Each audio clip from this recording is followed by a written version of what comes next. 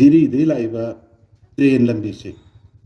ꯈꯣꯡꯁꯥꯡ ꯌꯧꯔꯕ ꯈꯣꯡꯁꯥꯡ ꯑꯁꯤꯗ ꯑꯩꯈꯣꯏ ꯁꯤꯗꯒꯤꯅ ꯏꯝꯐꯥꯜꯗꯒꯤꯅ ꯀꯤꯂꯣꯃꯤꯇꯔ 100 ꯈꯛꯇ ꯉꯥꯏꯔꯦ ꯍꯥꯏꯗꯤ ꯔꯦꯜꯒꯤꯗꯗꯤ ꯇꯪꯈꯥꯏ ꯑꯃꯈꯛꯇ ꯉꯥꯏꯔꯦ ꯀꯤꯂꯣꯃꯤꯇꯔ 53 ꯌꯧꯈ꯭ꯔꯦ ꯏꯝꯐꯥꯜ ꯌꯧꯔꯛꯄꯗ ꯆꯪꯒꯗꯣꯏꯁꯤ ꯀꯤꯂꯣꯃꯤꯇꯔ 55 ꯈꯛꯇ ꯉꯥꯏꯔꯦ ꯃꯁꯤꯁꯦ ꯇꯅꯦꯜ ꯍꯨꯠꯄꯒꯤ ꯂꯣꯏ ꯂꯣꯏꯔꯦ ꯍꯧꯖꯤꯛꯇ ꯇꯅꯦꯜ ꯍꯨꯠꯄ ꯋꯥꯠꯂꯤꯁꯦ ꯆꯤꯡꯈꯣꯡꯗꯒꯤꯅ ꯃꯈꯥꯗ ꯇꯧꯔꯒ ꯑꯩꯈꯣꯏꯒꯤ ꯚꯦꯂꯤꯁꯤꯗ ꯑꯩꯈꯣꯏꯒꯤ ꯌꯥꯝ ꯂꯨꯖ ꯁꯣꯏꯜ ꯑꯃꯗ ꯀꯤꯂꯣꯃꯤꯇꯔ 2ꯒꯤ ꯃꯌꯥꯀ ꯍꯨꯠꯂꯤꯕꯀꯣ ꯃꯁꯤ ꯈꯛꯇ ꯃꯉꯥꯏ ꯑꯗꯨꯗꯒꯤ ꯑꯃꯅ ꯑꯃꯨꯛ ꯊꯣꯡꯖꯥꯎ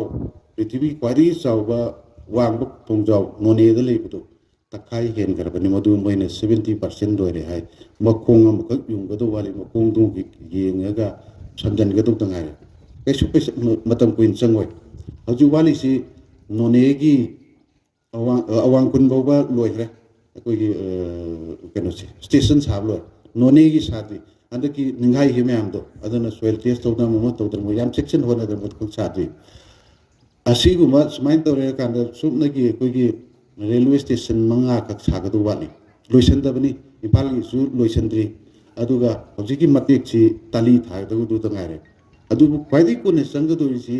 ꯉꯁꯥꯏꯒꯤ ꯚꯦꯂꯤ ꯑꯦꯔꯤꯌꯥꯗꯨ ꯍꯨꯠꯂꯤꯕ ꯀꯤꯂꯣꯃꯤꯇꯔ 2ꯒꯤ ꯃꯌꯥ ꯁꯥꯡꯕ ꯇꯅꯦꯜꯁꯦ ꯑꯁꯤ ꯈꯛꯇꯅꯤ ꯁꯤꯗ ꯅꯥꯇꯩ ꯆꯥꯗ꯭ꯔꯤꯁꯤꯅ ꯀꯃꯥꯏꯅ ꯇꯧꯒꯦ ꯁꯤꯒꯤ ꯁꯣꯏꯜꯁꯤ ꯌꯥꯝ ꯂꯨꯖ ꯑꯣꯏꯕ ꯑꯗꯨꯒ ꯆꯣꯠ ꯂꯥꯎꯕ ꯑꯄꯨ ꯃꯁꯥꯅ ꯑꯗꯨꯝ ꯊꯟꯕꯅꯦꯕ ꯁꯤꯒꯤ ꯕꯦꯜꯠꯁꯦ ꯑꯗꯨꯅ ꯃꯗꯨ ꯃꯆꯦꯠ ꯑꯃ ꯐ꯭ꯔꯨꯠ ꯂꯩꯔꯒ ꯍꯩꯖꯟꯅꯕ ꯂꯥꯛꯅꯕ ꯁꯨꯝ ꯍꯩꯖꯟꯅꯕ ꯂꯥꯛꯅꯕ ꯅꯤꯡꯈꯥꯏꯔꯛꯄ ꯍꯦꯟꯅꯕꯅꯤꯅ ꯃꯗꯨ ꯂꯧꯊꯣꯛꯄꯗ ꯃꯇꯝ ꯌꯥꯝ ꯀꯨꯏꯅ ꯆꯪꯕ ꯑꯗꯨ ꯌꯥꯝ ꯅꯤꯡꯈꯥꯏ ꯃꯐꯝꯅꯤꯅ ꯃꯣꯏ ꯀꯃꯥꯏꯅ ꯇꯧꯒꯦ ꯃꯊꯛꯇ ꯑꯃꯨꯛ ꯈꯨꯠꯊꯔꯛꯑꯒ ꯉꯁꯥꯏꯗꯨ ꯃꯐꯝ ꯇꯅꯦꯜꯗꯨ ꯇꯥꯅ ꯍꯨꯠꯂꯒ ꯑꯗꯨꯃꯥꯏꯅ ꯇꯧꯔ ꯃꯣꯏꯁꯦ ꯑꯗꯨꯃꯥꯏꯅ ꯇꯧꯋꯦꯕꯀꯣ ꯃꯗꯨ ꯑꯁꯇ꯭ꯔꯦꯂꯤꯌꯟ ꯃꯦꯊꯠꯅꯤ ꯃꯗꯨꯁꯨ ꯏꯟꯗꯤꯌꯥꯗ ꯀꯩꯅꯣ ꯋꯥꯔꯜꯗ ꯈ꯭ꯋꯥꯏꯗꯒꯤ ꯍꯦꯟꯅ ꯐꯕ ꯃꯦꯊꯠꯇꯨ ꯅꯠꯇꯦ ꯁꯦꯀꯦꯟ ꯕꯦꯁ ꯃꯦꯊꯠꯅꯤ ꯃꯣꯏ ꯁꯤꯖꯤꯟꯅꯔꯤꯁꯦ ꯑꯗꯨꯃꯥꯏꯅ ꯇꯧꯔꯀꯥꯟꯗ ꯍꯧꯖꯤꯛ ꯑꯗꯨꯃꯥꯏꯅ ꯇꯅꯦꯜꯁꯨ ꯍꯨꯠꯂꯤ ꯃꯗꯨ ꯅꯍꯥꯟꯗ ꯑꯩ ꯃꯣꯏꯒꯤ ꯀꯥꯡꯕꯨꯗꯣ ꯎꯅꯕ ꯀꯥꯟꯗ ꯃꯣꯏ ꯆꯍꯤ 2 ꯃꯌꯥ ꯆꯪꯂꯤ ꯍꯥꯏ ꯑꯗꯨ ꯑꯣꯏꯔꯒꯗꯤ ꯑꯩꯈꯣꯏꯅ ꯉꯁꯥꯏ ꯍꯥꯏꯔꯤꯕ ꯃꯣꯏꯅ ꯍꯥꯏꯖꯕꯅꯤ ꯁꯤꯁꯨ ꯃꯗꯨ 2025ꯒꯤ ꯃꯤꯗꯜꯗꯗꯤ ꯑꯩꯈꯣꯏ ꯁꯤꯗ ꯁꯣꯏꯗꯅ ꯇ꯭ꯔꯦꯟ ꯌꯧꯔꯛꯑꯅꯤ ꯁꯤꯒꯤ ꯃꯇꯝꯁꯤꯗ ꯑꯩꯈꯣꯏꯅ ꯈꯤꯖꯤꯛꯇꯪ ꯆꯦꯛꯁꯤꯜꯂꯛꯄ ꯑꯃ ꯗꯔꯀꯥꯔ ꯂꯩ ꯃꯁꯤ ꯑꯩꯈꯣꯏ ꯀ꯭ꯂꯕ ꯃꯌꯥꯝꯁꯤꯅ ꯑꯩꯈꯣꯏꯒꯤꯗ ꯃꯌꯥꯝꯁꯤ ꯏꯟꯇꯤꯒ꯭ꯔꯦꯠ ꯇꯧꯕꯤꯕ ꯗꯔꯀꯥꯔ ꯂꯩ ꯈꯜꯂꯤ ꯁꯤꯅꯤ ꯃꯅꯤꯄꯨꯔꯗ ꯇ꯭ꯔꯦꯟ ꯂꯥꯛꯑꯕ ꯃꯇꯝꯗ ꯀꯩꯗꯧꯗꯒꯦ ꯑꯩꯈꯣꯏ ꯃꯌꯥꯝ ꯄꯨꯟꯅ ꯑꯩꯈꯣꯏꯁꯤ ꯍꯤꯔꯥꯛꯃꯤꯟꯅꯒꯗꯧꯕ ꯐꯤꯕꯝ ꯑꯃꯗ ꯂꯩ ꯇ꯭ꯔꯦꯟꯁꯤꯅ ꯂꯥꯛꯄ ꯃꯇꯝꯗꯨꯗꯗꯤ ꯑꯩꯈꯣꯏꯁꯤ ꯑꯩꯈꯣꯏꯅ ꯎꯔꯤꯁꯤꯗꯤ ꯀꯔꯤꯅ ꯎꯏ ꯑꯥꯗꯒꯤ ꯑꯩꯈꯣꯏꯒꯤ ꯃꯊꯤ ꯃꯔꯣꯟ ꯃꯣꯠꯄ ꯀꯩꯗꯧꯕ ꯈꯔ ꯂꯥꯛꯀꯅꯤ ꯑꯗꯨ ꯃꯣꯏꯁꯤꯅ ꯄꯨꯂꯞ ꯗꯣꯃꯤꯅꯦꯠ ꯇꯧ ꯂꯩꯈ꯭ꯔꯅꯤ ꯑꯗꯨ ꯃꯌꯥꯡ ꯈꯛꯇ ꯉꯥꯏꯈ꯭ꯔꯅꯤ ꯑꯗꯨ ꯑꯩꯅ ꯐꯤꯜ ꯇꯧꯖꯕꯗꯤ ꯃꯗꯨ ꯅꯠꯇꯦ ꯃꯗꯨꯗꯤ ꯁꯣꯏꯗꯕꯅꯤ ꯑꯗꯨꯒ ꯈ꯭ꯋꯥꯏꯗꯒꯤ ꯍꯦꯟꯅ ꯑꯩꯈꯣꯏꯅ ꯆꯦꯛꯁꯤꯟꯒꯗꯧꯕꯁꯤ ꯑꯩꯈꯣꯏꯒꯤ ꯄ꯭ꯔꯣꯐꯦꯁꯟꯁꯤ ꯃꯣꯏꯅ ꯃꯨꯟꯈꯤꯅꯦꯕ ꯃꯌꯥꯡꯁꯤꯡꯁꯦ ꯁꯣꯏꯗ꯭ꯔꯕꯅꯤ ꯃꯁꯦ ꯌꯦꯡꯕꯤꯌꯨ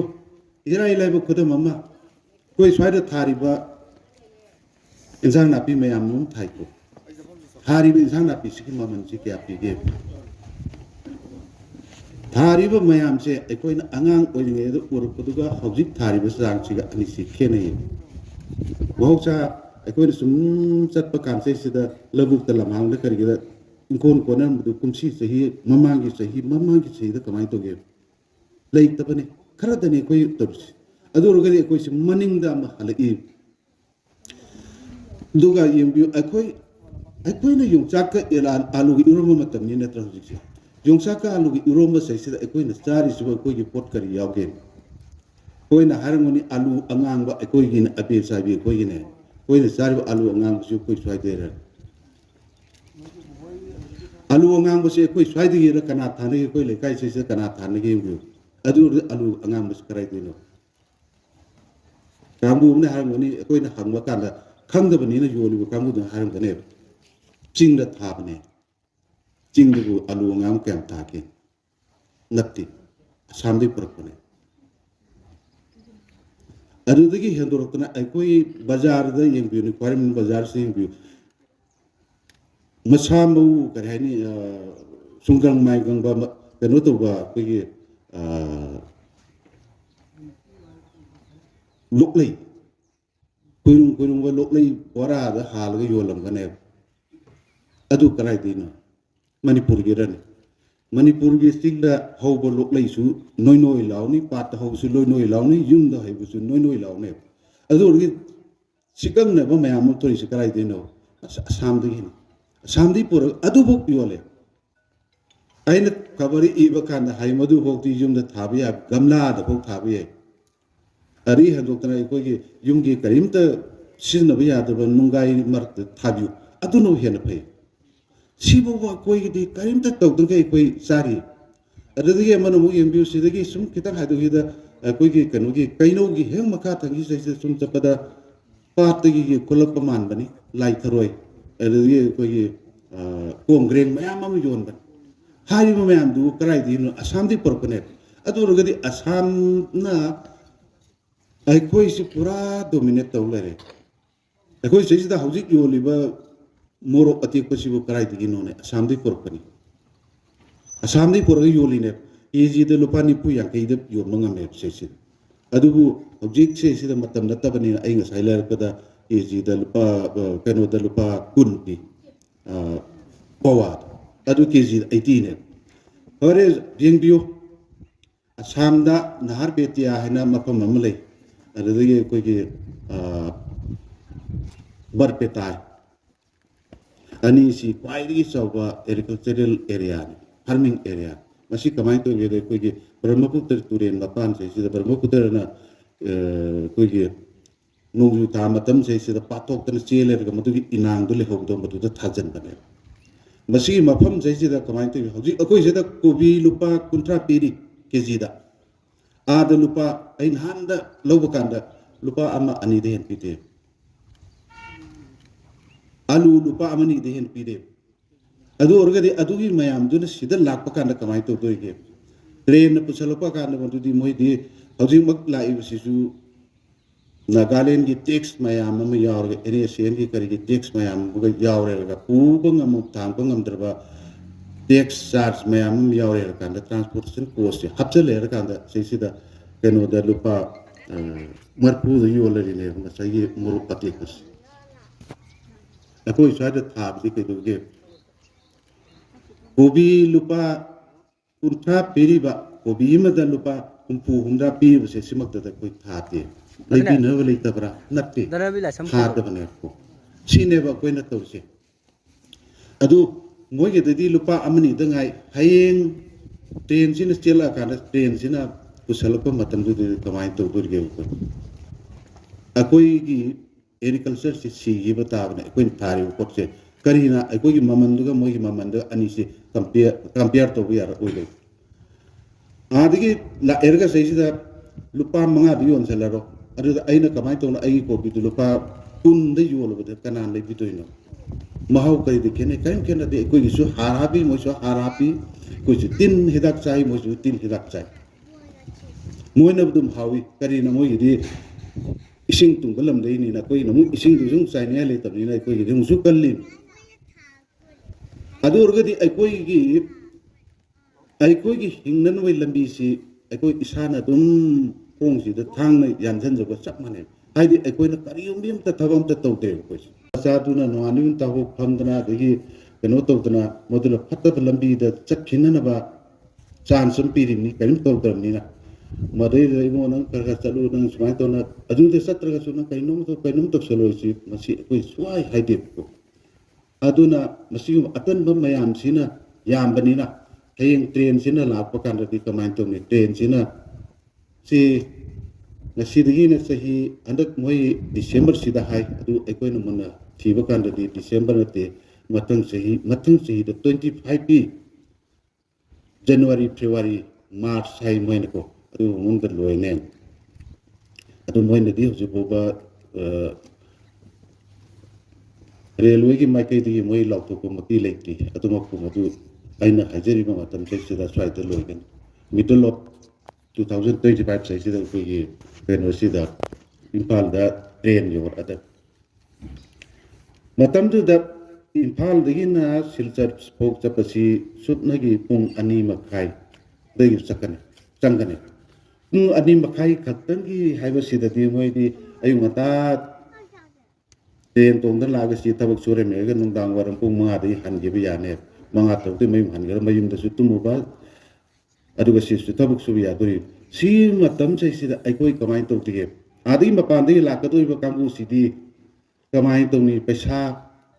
khare da mu phanga ga di no mu gi pa chani ma so mu to ga di da mo ekta chin mo sin ba ya pa na ko doi ne hauji yeng bio koi gi kholang gi paisa su ke ano ni pa chami sangwa chali ayu ngap su ba gi adigi lakadori ba kambu dudi nomu lu par so hum pire ga samiri pire ga ayuk tagi nung dangwa pok thapuk su ba ya dori adu orga di matam du dai ko gi lekai yu kolang sine kadra na tre ma pandai la iba mayang sing ne kadori ba ko gi labuk sing se se tagi yu ko na sahi ani si manung da mayang na pik thane masi ko ni tuhon je bo oi dori si tuhon da na ba ko ni kono su me ko gi profession panamak se mayang na pai ne yin biu ne hobjik sai da yum sari ba kamu sing biu chek sari kamu maitai na saba yunga mayang na saba yunga ai maitai na saba yung pa karina section be adu su thabak sur ko matam da di kara le ra kan da kamai to gi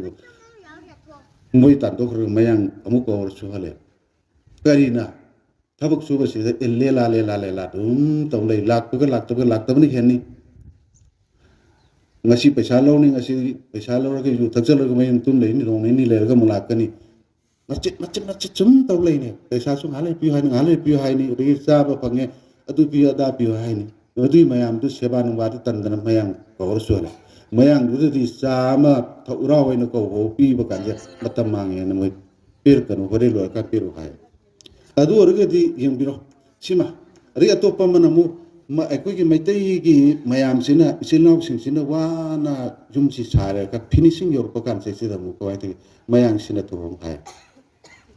tile saba kaim na tini mapang mapak tu napatini tile saba se si hek yor ko kan ke mayang na to holo rang khara tai budo asa koi di to du mayang to holo adu gi di sigum bab pikkar ba kari sunat lai ta bathabak se se koi mayang do loina sin to e hai de koi se adwa yu sala ko se se kari hai ni suning da ba tam tawning da ba maleri ari ya to pa manamu ngasai gi bathroom fitting e sibu yang tu ne mayang kamir ngoni bathroom fitting am lai ba laite kai na pipe tu gam na napatan karim tanati ari ngasai gi plastic na pen to wa mai kitang sang e swai kitang che patan lai gar ba tabak si ekoi paisa ti khwai dai hena phangba ngasai moine lok no model pa sami sanga pa phangi do ngasai gi bathroom fitting to ba kambu du di no mo paro ga di mo di lo pa lising mari manga lor se ki dine no minini humi tabu so le chalu lo pa lising ko di war se ki dine sumai to sigum ba paisa yam phangba kambu se si dai ko na mo de lo ne se le to kre adu ga di koi gi tabak si karai do paisa phangi ba tabak to koi tamning de koi di tawning de koi to di ha ni ipai pu sina ko koi to khara du de min to de adi atopa man hu yang biu yung pajana sara kan da electrification si kanan to gen electric fitting kanan to gen mayam do moi na suma kan electric fitting ma to jane adi mu mai te sina kamai to koi kambu lekai da fit to kambu se sina ai di kan to biu hai ba da happy you ka thalaga wala ka alga phumbiu har kan asma sidi du tawe na dum haine sumai to kai suna taba mayam se se koi vocational gi sumba pikkar mayam se koi mayam dal o ne sina to krne hoji mayam impal de sap wai chai le re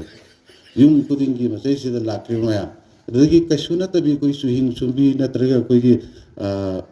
yot ko ta plastic ko mi mayam se no phangi be chas kya no koi em se yot ko ta plastic pun be yaw